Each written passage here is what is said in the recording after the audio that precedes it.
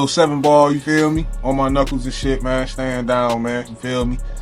Kept a sucker free in the land full of lollipops. You know, just speak on that for a second, though. Like, you know, because, you know, a lot of rappers, like we was talking last time, like how a lot of guys, when they in prison, you know, and they be in prison for a while, they come home with that prison flow. You know what I'm saying? Yeah. So when they come home with that prison flow, and it's just, you know, because, like, you got to be inspired in order to be able to rap about different shit. So, like, when you be having the bars, it's like you seeing the same shit. Ain't no doubt. Hey, You know? listen, man. I had to stay tapped in. I had to stay tapped into the streets.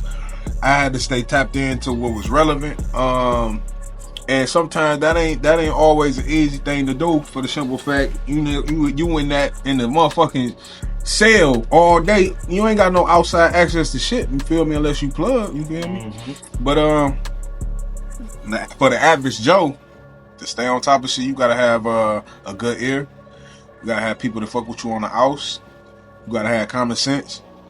When I say common sense, I mean common sense to know, like, just because you locked up don't mean the time stop moving for the niggas that ain't. So if that shit you kicking when you come out, niggas ain't feeling that shit because it's not relevant to what's going on or pertinent what's going on at the moment, then you one of them niggas that we laughing and talking about right now. So I tried to do everything in my power to not be one of them niggas. I stayed tapped in with the streets. I had a good line of communication. And not to mention, I'm that nigga when it comes to that shit. So I wasn't worried about it. How you end up getting into music? Prior to prison, after prison, like? Well, no, I've been doing this shit. Now, one thing I will say, right? I ain't one of them niggas that found rapping when I went to the joint. You feel me? I was doing this shit before I went in that motherfucker. But I've been doing music, bro, since I was about 10, 11 years old, real shit. It was something that I was just fucking around with. Got good at it. And took off. With a lot more room to go. So I've been doing this shit for a minute, bro. And I think that prison shit just, I don't know, that shit just put a fire in a nigga that won't be his thing. Oh, real shit. Like, you had kids at the time while you was gone? Yeah, for sure. This one, you know what I'm saying? My son was a year and a half. No, he was he was a little over a year right when I caught my case and shit. But, you know, I'm just, you know, it's a blessing for me to even be out here to have to be doing this interview. You know what I'm saying? Because I was fighting a bad motherfucker. You feel me? I won't speak about it on camera, but my name could be looked up. I ain't ducking the hide. But I was fighting a bad motherfucker, man. I was fighting letters.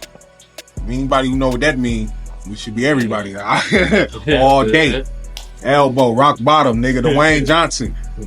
But no, I got from up under that motherfucker without having to implicate nobody in no other crime I wasn't related to, without having to tell on my mama, without having to do none of that dirt bag shit you niggas be on.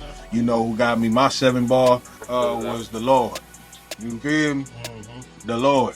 And good Lord. By the way, if you niggas ain't got at least 20K, put the guns down, bro. Put the guns down, bro. If you just want to go to jail, bro, just walk in that bitch with your hands behind your back, man. Put the guns down if you ain't got at least 20K.